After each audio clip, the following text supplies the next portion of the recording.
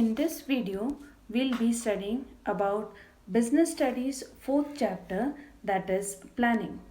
Before going ahead in the depth of this chapter, let us first understand what is planning.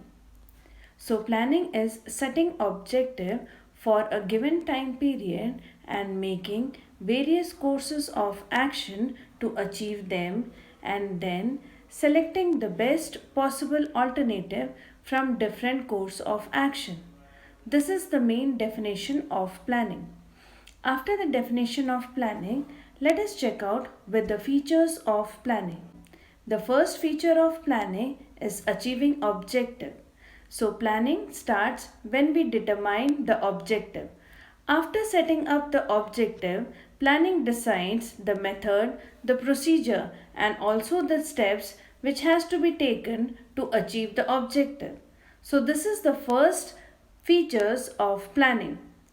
After this, we have the second feature of planning, that planning is the primary function of management.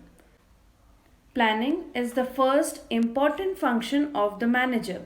Planning acts as the base for all the other functions. No other function can be performed without the planning function.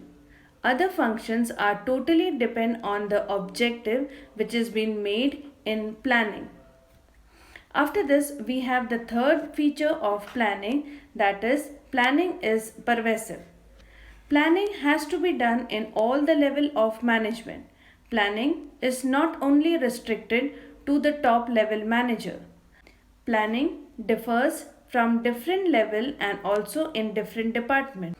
Top level managers goes ahead with the plans and policies of the organization, whereas the middle level managers goes ahead with departmental planning, and the lower level managers goes ahead with the day-to-day activities of the workers.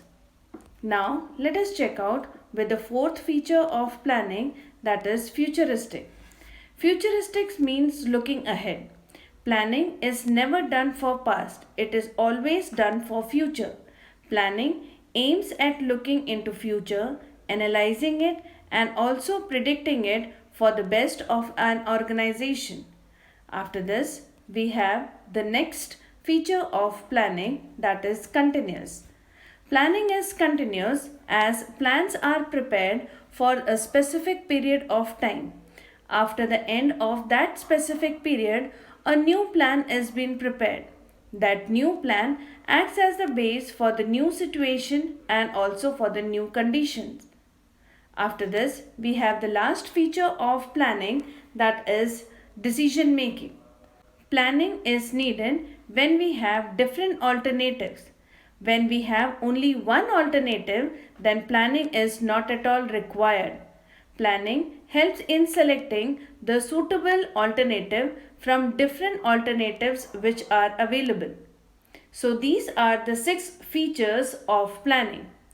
After studying about the features of planning, let us now see the steps in planning process. The first step in planning is setting objective. Here, let us check out what is objective. So, objective is to determine the destination or where to reach. First, the objective for the whole organization has to be determined. After determining the objective of the whole organization, then it is been broken down into departmental objective. After setting the objective, it has been now communicated to all the members. This is the first step of planning. The second step of planning is developing premises. Let us first check out that what do we mean by premises. Premises means making assumption regarding future. Premises acts as a base for making organizational plans. Premises provides facts and information related to the future. Planning is only effective when the forecast is made about the future. This is the second step of planning. The third step of planning is to identify the alternative of various course of action. After setting the objective, now the manager identify all the possible alternatives so that we can achieve the organizational objectives. After identifying, now we are going ahead with the fourth step of planning, that is evaluating alternative course of action. Evaluating alternative means over here to study about the performance of various action, both the positive as well as the negative of each alternative is being examined. These alternatives are being examined, compared and evaluated on the basis of cost, time, risk and benefits before a choice is being made. After this, we have the fifth step of planning, that is selecting an alternative. The alternative is being selected which is most flexible, most profitable and also which has least negative consequences.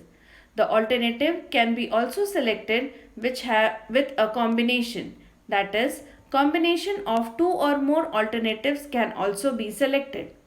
After selecting an alternative, now we have to implement the plan, which is the sixth step of planning. Planning is of no use until and unless it is being put into action. So now the manager communicates the plans to the employees so that they can carry on the activities according to the organizational plan. After communicating the plans to the employees, now the allocation of the resources are also being made according to the plan. Let us now go ahead with the last step of planning, that is follow-up action. Follow-up action means over here for reviewing the action which is being done here.